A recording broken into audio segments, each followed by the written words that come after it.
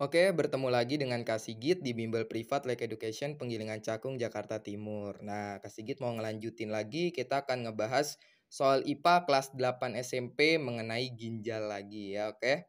Oke, langsung aja kita mulai dengan mengucap basmalah, Bismillahirrohmanirrohim.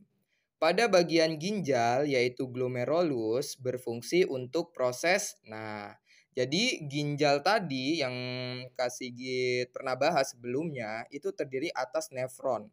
Nah, nefron itu terdapat salah satu bagiannya yang disebut glomerulus. Nah, sebelum kita jawab soal ini nih, Kak Sigit mau ngejelasin dulu detail bagian-bagiannya. Nah, jadi ini yang disebut sebagai nefron atau bagian-bagian kecil yang menyusun korteks pada ginjal yang memanjang sampai ke medula.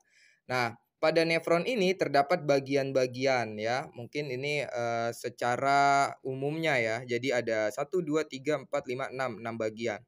Nah, yang satu ini yang kayak gini ya. Itu satu itu disebut glomerulus. Nah, jadi itu disebut glomerulus. Kemudian yang kedua, ini yang seperti mangkuk ini ya, mungkin gambar Kasigit ini akan berbeda dengan gambar-gambar di buku lain atau di internet. Jadi ini secara umum aja ya. Nah, kemudian yang kedua ini simpai Bowman. Nah, atau bisa juga disebut sebagai kapsula Bowman, tergantung kita di bukunya seperti apa atau di sekolah diajarin sama guru kayak gimana. Tapi namanya tetap simpai Bowman atau kapsula Bowman. Terus yang ketiga, ini salurannya memanjang ke sini sebelum turun ke bawah. Ini yang ketiga ini adalah TKP, tubulus contortus proximal. Nah, jadi TKP, tubulus contortus proximal. Kemudian turun ke bawah nih 4 nih. Nah, ini lengkung Henle ya. Nah, kemudian naik ke atas ada saluran lagi sebelum memanjang ke bawah ini. Nah, yang kelima ini adalah TKD, tubulus contortus distal. Kemudian turun ke bawah, ini TKK, tubulus contortus collectivus. Nah, jadi bedanya cuma P, D, sama K. Proximal, distal, collectivus. Nah, oke, kita akan fokus ke satu. Kenapa? Karena kan tadi soalnya glomerulus kan? Tuh, berarti kita fokus ke satu. Nah, berarti satu ini glomerulus. Nah, sebenarnya glomerulus kalau ditambah sama simpai Bowman itu bisa disebut badan Malpighi. Cuma kita ditanyanya glomerulus doang. Nah, glomerulus itu berarti fungsinya buat apa? Nih kan fungsinya kan yang ditanya. Fungsinya untuk apa? Ya berarti proses filtrasi. Kayak gitu. Filtrasi itu apa? Proses awal penyaringan darah. Jadi penyaringan darah awalnya di sini mulainya kayak gitu.